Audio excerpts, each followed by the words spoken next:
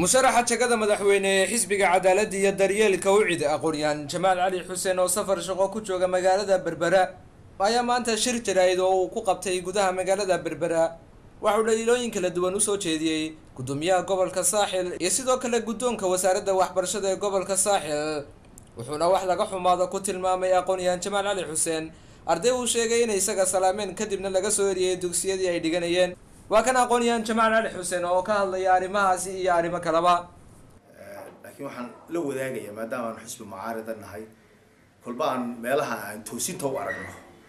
تهينا ضدك لو ذاقية وحن لو ذاقية ما أنت إن مجالنا كشر تعبرين هذا بالعربي وكسرت ضدك الشغالة هاي دولة دول شقية ضدك لأن يردها يدك بها مشتركة كنتي أب الله عبرية وما ضحك قبل كتشوفته aad cabriyaan gaar ahaan barsaafka gobolka imika hadaan ka hadlo dhacdo xalay aniga iyo saaka dhacday oo aniga igu dheeday ugu saabsan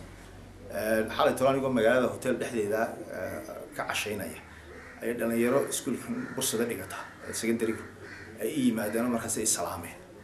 waxay la joogeen muddo aan ka badnayn 5 daqiiqo ka yar oo ay salaameen oo iswaraysanay oo aan iyagana iskuulkoodii waxooda ka waraystay markii ay tageen dhalinyaradii saaka waxa la soo xiriiray gudoomiyaha gobolka waxaana u sheegeen intoodiiba intii ay xalayta ahaayeen mise 5 mise 7 ma ahaayeen intoodiiba salaantayba xalayta inta kalaas maanta kalaasidii laga soo saaray sababta qoloyin badan oo basaasiin ah oo meesha fadhiyay oo markiiba gudbiyay magacyadoodii iyo arrimahoodii marka ninka iskuulka ninka labaad ee waxbarashada haysta gobolka أي أنت سكول كودي تجي كسر صاري ويري حاولوا كمان تجمع على حسين محادوني ولو عقد شغلي حيالها سوا حيالها إنكو أركي شرني محيه سياد برا حلقي سياد برا وتذكر القوم تشري العبري تشري دولة السومال لانه حلاها هاي ورانا من المواطنة هذا الخليج قبل مايو لأن حسب الله دورتين وأنا معارضة تذكر نيجي عليك إنه ما يساعده ولا تا لكن واحد يشيء يحول أحسن لفظ ملها ولوجنا هايو مدهوني بدلان مركو دورشة وترتمعية جامعة بريء أي ستوس وهذا لو أعطانا كلامكم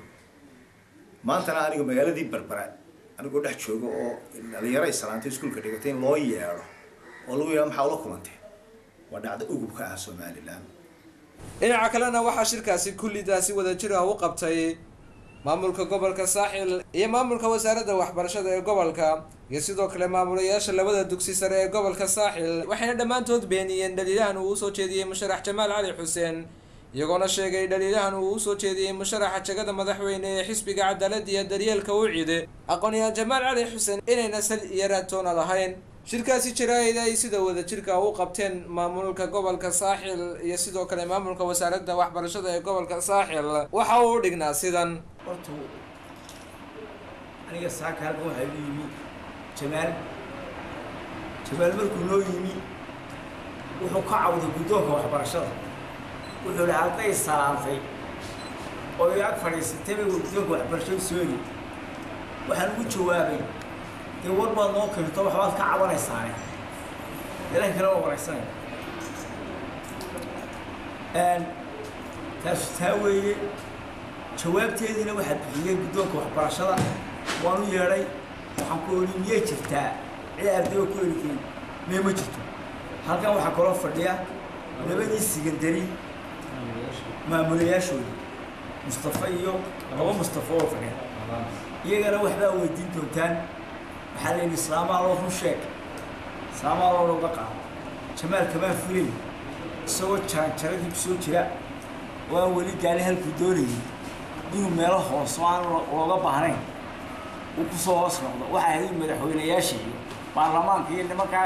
xagga salaam loo mulmaabay haydo inuu goboleeyo ku soo noqdo isuduwayaal waxbarasho ma filin Jamaal wuxuu ahaa nin aan u hanweynahay oo madaxweyne u sharaxan wuxuu ahaa nin aqoon-yahana ma yahayn saaka inuu been abuur iga sameeyo ardaydan uu leeyahay waa in la eriyay waxa laga soo eriyay iskuulkii